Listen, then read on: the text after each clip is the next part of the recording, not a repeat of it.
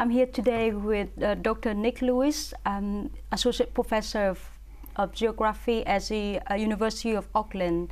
I have the pleasure to invite him to this interview because of his expertise in geography of education, particularly the higher education, internationalization of higher education.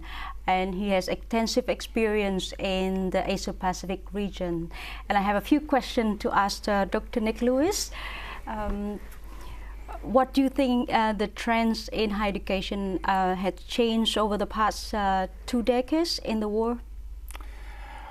Well, I suspect the major pressures being brought to bear on higher education are those associated with globalizing pressures, those associated with new demands from governments, from states, as to what they want the universities to do for them in their national development projects or in building knowledge economies. The increasing mobility of students and research agendas and research monies across the world, and all of these things are, I guess, brought to bear on the way that universities operate and the experiences of academics and the experiences of students within universities. So a lot of change. It's commonly simply reduced to questions of that big bogey person in the room, neoliberalism, as universities change their responses to changing government structures, to changing funding levels. That if you really want to, you can sheet them all back to neoliberalism, but I don't think you have to do that. We can find much more kind of specific details about the changes. So. And do you think that the changes are similar in the developing world and the developed world?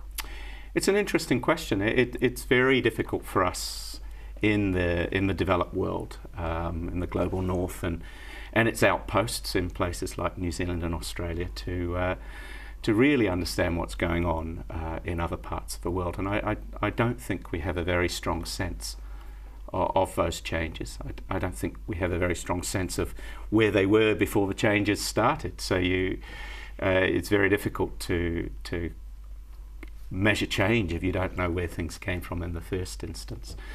So yeah, the literature's not great. My own experience is, I noticed you said that I have extensive experience. I suspect you're overstating that somewhat. I spent some time working with a group of academics from around the East Asian region in Singapore. And for me, that was a real learning experience as I came to understand how universities are structured in that part of the world. Before I started that project, I had no sense of what a national university was in China or Singapore or Japan. And so are the experiences different? Yes, they must be, because they all start from different places. The flows of funding are different. The legislative structures under which universities operate are different. The expectations of universities and what work they might do for the nation are different. So yes, fundamental differences, yet at the same time a range of policy mobilities, if you like, in terms of the different ways that universities should be managed and run. Those sorts of ideas are spreading very rapidly from places in the developed world into African and East Asian, South Asian universities. Very often not as a sort of top-down trickle into those places, but they're very often into as universities reach up to grab things, to reposition themselves in local politics, reposition themselves in relation to global rankings of universities, and so you get a lot of you get a lot of movement, but there's a fundamental difference in terms of the work that universities are supposed to perform or expected to perform, and the way in which they perform it, as well as how they're organised. Yes, and most of the academic literature that we came across in graduate school of education, most graduate school of education in Europe and perhaps in Asia as well, most of the scholars talk about the negative output of these changes. But I would think that you might have experienced some of the positive output of these changes. Can you give an example in the Asia Pacific of anything that positive?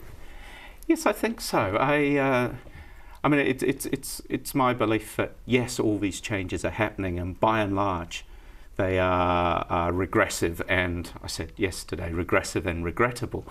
But if you're subjected to those changes, to wallow around in anxiety or self-pity, if you like, in the universities, which are on the basis of it, which are in reality very privileged places, privileged places to work, very privileged places to study, to live and experience for some time. So if you start from a position that they are privileged, start from a position that the universities are not simply being wiped out by changes, and they're still having a significant amount of autonomy and provide a lot of academic freedom still. No one tells me, for example, what to do. I mean, there are lots of pressures on me, and I'm highly privileged at a leading university in the Asia Pacific, and it's not the same for people in other universities. You put all that aside, I think you can begin to see examples. And in the New Zealand case, for example, I talked about Ngā Pai o Te Maramatanga, which is a centre of research excellence based at the University of Auckland, but in New Zealand, where they're doing really interesting things. Funding new projects, making new possibilities for young researchers, connecting with a range of community actors, developing very interesting Māori projects around things to do with the economy, things to do with community. Now, it would be wrong to suggest that this was created by neoliberalism or some of the things that we blame for the bad changes, but it has occurred at the same time, and it is connected, and it is a kind of positive outcome. I also cited another example that I've been involved with, which is the Building Research Capability in the Social Sciences Network, which in a sense is a consequence of the changes as government sought to think about how it could deal with some of the barriers to fostering capability within the disciplines that have been put in place by the changes. So how to deal with that?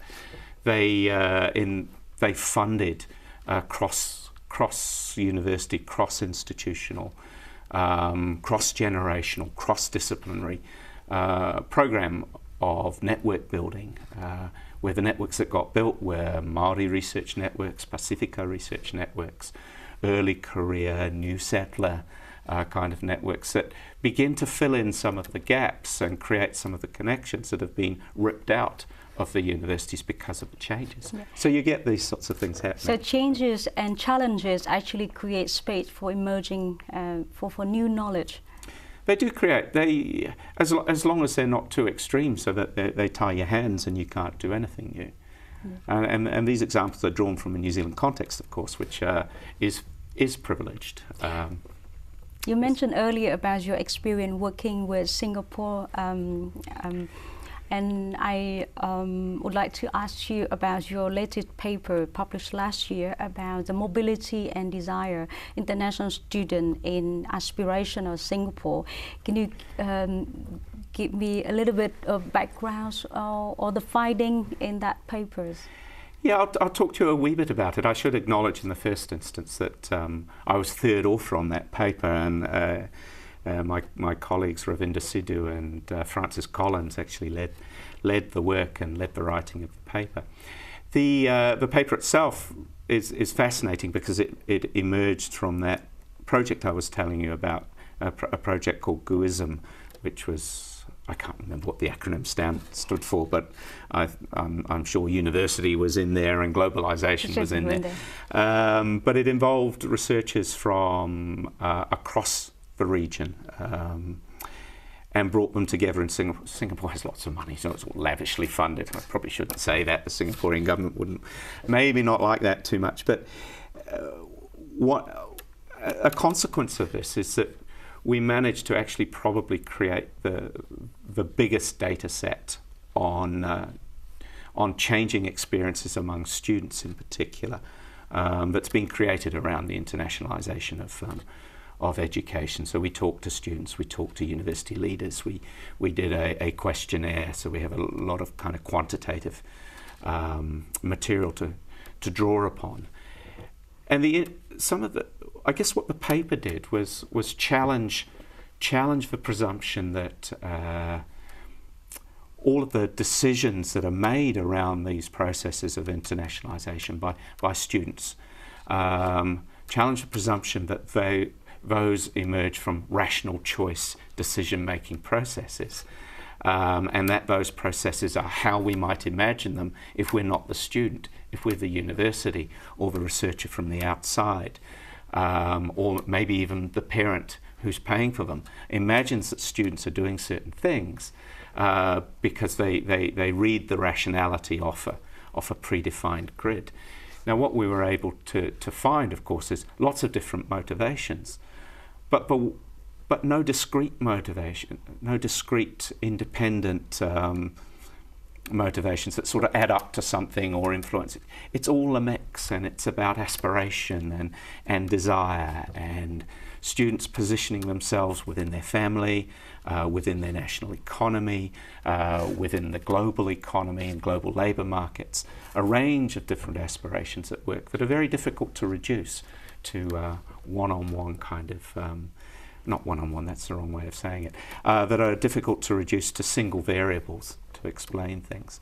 So they're always contingent and always dependent upon the individual. Each of the individuals has a range of different effects at work on them, different socialisation processes. And so you have students who happened to be, some of the students I talked to in Osaka, who discovered comics. They were there because they fell in love with Japanese comics at an early stage. And others who had a desire to work in a foreign office, others who just had a desire to know more about the region. And if I make one more comment there, one of the really interesting things that it taught me, this project, maybe less the paper itself, but the project, is that in this part of the world we come to understand internationalisation as an industry. New Zealand government, New Zealand universities seeking to fund their activities by selling education to international students. And we come to see it being all about English language acquisition. But of course, large numbers of students move not in order to study English. In fact, increasingly in order to study Mandarin. So they're moving from the US and moving around the East Asian region for that purpose. Or they may be moving to position themselves for jobs in Japanese in Japanese global corporations and so on.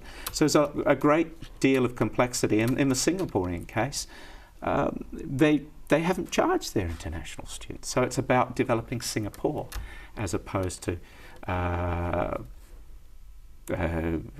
making money to fund domestic education off the back of international students. So lots of complexity and desire is something that Ravinda and Francis are interested in as something that's inside the body, inside the mind, inside a range of cues, social cues and so on.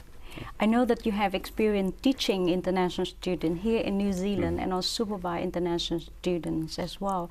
So what is your learning point by working with international students from different cultural backgrounds who travel a long way here, and how is it different from what you've seen in Singapore? That's an interesting question. The second part of the question would be more difficult to answer because I haven't spent time in Singaporean classrooms or with so the work we did was very short-term kind of interviews, so very difficult to get a handle on those kinds of things. But I will say some things about engaging with international students in my own work. And it's always a great pleasure, but a pleasure that comes with a number of challenges. Of course, the challenges, we often think about the challenges from a student's perspective. There are also challenges from the academic's perspective. Working with a student whose cultural background is different, whose response in supervisory relationships, for example, is very different. I mean, it's wonderful, but I always feel awkward, for example, that my international students give me gifts. You know, and am I supposed to reciprocate? I've actually never asked anyone within the university, am I supposed to even accept those gifts? I mean, I do accept the gifts because it's a cultural practice and it's fun. And there's something around the way that, you know, that our British traditions, I guess, around the academy, and we're just doing it now at Old Government House, having a beer with students afterwards. Many of our students are non-drinkers from international students. So how do you replicate that moment that really rich moment of engagement with a graduate student that occurs within a pub or a bar or something when you're after work and you're relaxing, and it's a moment of rich learning that doesn't get replicated so easily when you're working with students who don't drink. And so there are lots of little things there, and of course the language issues of writing and are always difficult. It takes a lot longer to work with an international student. Often, if they're a second language student, your commitment as an academic has to be stronger, just as the student's commitment. But I do marvel at the way that people can learn in a different language. You know, I can barely string together 15 words in French or you know, a few words in Māori, but that's about it. Yeah, but I really enjoy your sharing of experience, and I believe that once a student, international student, decided to go abroad to study, is also very courage. You know, it takes a lot of courage to travel. But once they study in one place, they probably become friends of the country for life. And I think that the experience working with professor in another academic culture is probably it's really precious for experience for international students. And thank you for being with us today. Thank you. You're most welcome, and you know, anytime. It's always a pleasure to work with students and to work with sort of such a talented group as the UNIKE students. So thank you very much.